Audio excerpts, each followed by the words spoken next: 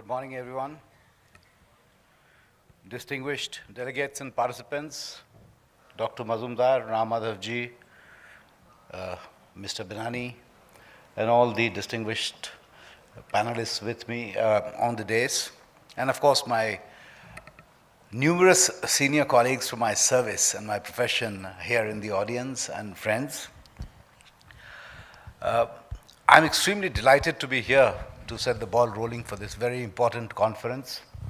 As was mentioned, I'm particularly happy to be back here exactly after 3 years.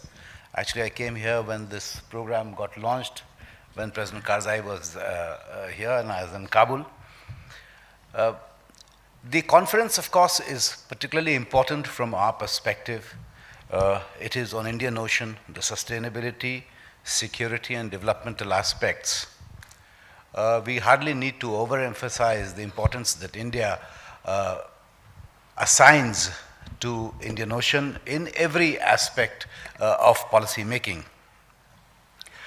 We, of course, look forward to very engrossing discussions over the next 2 days. In fact, I was listed for a dinner speech also, but I think I'll spare all of you that. We will review what has happened during the day, but I'll just right now outline how Government of India looks at the region and what we are doing. Well, for the young students, a conference on the Indian Ocean should be self-evident in terms of importance. It not only, India sits very prominently if you look at the map in the Indian Ocean, but not only it provides us the connectivity, and it has provided us over millennia for our immediate neighborhood, which is really, I call the West Bank of Indian Ocean, whether it is the countries in the Gulf or East and Southern Africa. But it also, perhaps you know, that it also provides us the monsoon. The rains that we depend on and our agriculture depends on is a gift of the Indian Ocean. In fact, the importance that we have assigned would be very clear if you just looked at the itinerary of our Prime Minister in the last 2.5 years. You'll be surprised that out of the 21 countries which form the Indian Ocean Association, Prime Minister has personally visited 16 of them. Now, that is not by chance. Obviously, it is a very conscious decision that we want to build on these historical connections, on these civilizational connections, which has provided, and if you look at the rim, you will see just about every religion represented there around Indian Ocean. It's a microcosm of the world, really. And the richness of this region had drawn in traders, had drawn in colonialists, had invaders, ideas, the spices you all know of, but look at India's dependence on some of your neighbors just across Indian Ocean. Look at the diaspora. Over, if you just add, it's 6 or 7 million people who work in the Gulf countries, starting from Oman.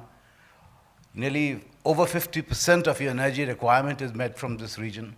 If you looked at your global trade, perhaps put together, it is by far the largest trading partner. Just the Gulf alone, actually, stands out as the largest trading partner that we have. So obviously the connections are deep and the connections are very obvious. And that is why we have prioritized both our trade linkages, our investments in this region, investments from this region, because these are also not only resource rich, these also have investable surpluses which we would want to invest in India. And most of these countries, whether it is Saudi Arabia, Qatar, UAE, they have all committed that they would like to be part of India's growth story and like to be our growth partners in specific sectors. And I think in the next couple of years, all the work that has gone in for the last several years, you'll see the results yourself. In the Indian Ocean, the one thing that we are looking at is how to harness the blue economy. And the Indian Ocean Rim Association, you'll be very happy, has identified 6 major pillars for this economic development. And these are fisheries and aquaculture, renewable energy from oceans, seaports and shipping, seabed exploration and minerals, maritime biology, including research and development, and tourism. And we are working with all the apex chambers, particularly in India, to develop a business model which then we can perhaps invite all our partners in this region to work with us. During all his visits, Prime Minister has basically emphasized four key aspects. One, of course, is the traditional people-to-people linkages. We have huge diaspora, not only in the Gulf, but if you look at whole of East and South Asia, Mauritius, on another country, even in Southeast Asia, large presence of diaspora. So he has interacted with them. He has seen them as a bridge to the governments of these countries.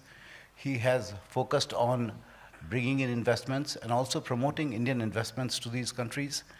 More importantly, he has offered India's expertise in mapping of resources, mapping of the topography, and the key is how we jointly work together in securing this area. You would have heard that the Indian Ocean, especially the eastern coast of Africa, was a scene of major sort of criminal activity, piracy. Luckily, because of the concerted action over the last couple of years, it has now shifted. In fact, we see that most of the piracy has moved to the western coast of Africa, and we are working with those countries also to ensure that these key trade routes on which nearly 40% of the global trade passes is through Indian Ocean are kept safe, are kept navigable, are free for trade and positive, constructive work that we are doing. But I must say, while there are huge opportunities for us to cooperate, there are also challenges. And these challenges and threats are both old and new. Some of these which come to mind are natural disasters, and India has developed the capability to assist not only Indian diaspora outside. You would have seen in Yemen, in Libya, in Syria, where we took out people, but not only Indians. We actually provided assistance to number of nationalities who were stuck there, or our assistance to Aceh when the tsunami took place. So all these are national capabilities that are being built so that we can actually be a net provider of welfare and security in this region. Of course, unregulated fishing and poaching remains a major challenge. Oil spills and climate change is another issue that perhaps would be deliberated. But what we are also doing, there are two important initiatives that the government has taken. One is, of course, called Project Mausam. Mausam, of course, derives from the word monsoon. But basically, this Project Mausam, which is, of course, being sort of led by our Ministry of Culture, is rediscovering our cultural links, documenting them, recognizing them both regionally and internationally. Along with UNESCO, we are trying to recognize these as common cultural heritage of the mankind under Project Mausam. And of course, our Prime Minister has enunciated a policy called Sagar, and this is specifically focused on the Indian Ocean, which we see as a a common area where all of us should exist peacefully, and he has defined it, and he has stated that India seeks a future for Indian Ocean that is outlined by the acronym SAGAR, which means security and growth for all in the region. SAGAR, of course, in Hindi means the ocean. And this really outlines the vision that India has, that do we think that all the countries, both which are part of this region and countries which are from outside, do you think that we can live peacefully together?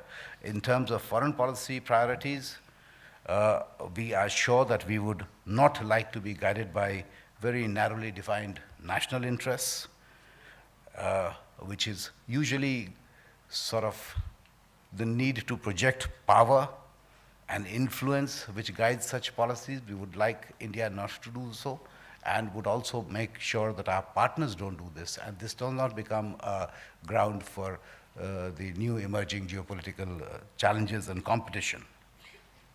We are also committed to maritime security, freedom of navigation, and unimpeded lawful commerce and peaceful settlement of disputes in accordance with the well-established legal framework which governs the maritime domain.